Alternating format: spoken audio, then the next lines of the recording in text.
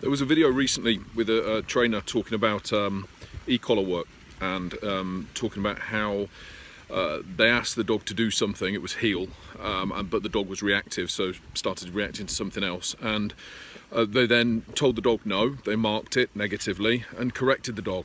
But thereafter the dog behaved better following the correction. And the thing that jumps out at me, and it's a thing that I struggled with myself because it's a perfectly natural thing to do, and that is the use of that word no, fitting that word no in. And it is absolutely unnecessary.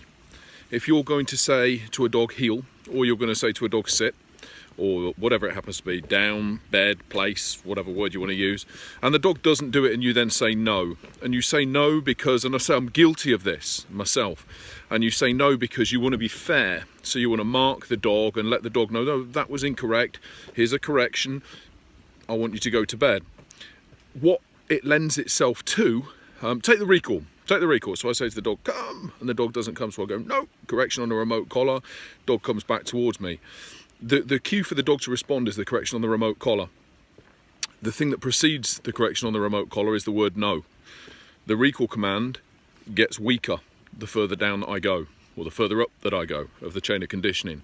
So really, if I'm saying to the dog heel, and the dog breaks heel to react towards, I don't need to say no. Heel is this. If you understand what heel is, that's what we do. We walk along and you're in this position. If you break, I'll correct you.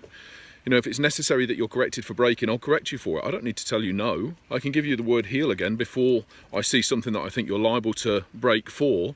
But the addition of the word no serves no benefit whatsoever. And if I'm going to say, oh, well, later on, I wouldn't need to correct the dog, I could just say the word no, because they'd know that no meant that they've done something wrong. If the correction is of any value and any significance, you shouldn't need the correction or the word no. You should just need the word heel. And the word heel ought to have enough relevance in the dog's mind and enough associative strength from the corrections that it's received for failing to heel and the reward or the praise or the reinforcement that it's received for healing properly, so that the correction becomes void. So it's a legless argument, really. The only real time that you can say that there is justification and good cause to use the word no is if you're free shaping with a dog. And for anybody who doesn't know, that's basically where you sit there, shut your mouth, other than the words good, which means you're doing well, keep going, or yes, which means you're going to earn a reward, or no, which means what you're doing there won't earn a reward. But you're not doing anything else. There's no corrections delivered. Basically, it's just a dog that's working through its experimentation with its own behaviour to try and obtain something, to try and obtain a reward. So it's a little bit like that game, you know, where you put a blindfold on yourself and or someone, you spin them around in a room and they're expected to move in a certain direction or touch a certain thing. They don't even have to be blindfolded. And all you would say is warmer, warmer, warmer when they're getting it right, or colder, colder, colder when they're moving away, or they're getting it wrong. And it's the same thing. The warmer, warmer would be good boy, or the colder, colder would be no. And obviously when they hit it, what it is that you want, then you'd say yes.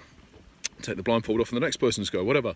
But the same thing for the dog. But other than that, if you're not free shaping, there is absolutely no reason whatsoever for the word no. If you're using no often, it means that the correction that you have been using that accompanies that word no or follows that word no is insufficient. That's the problem that you've got.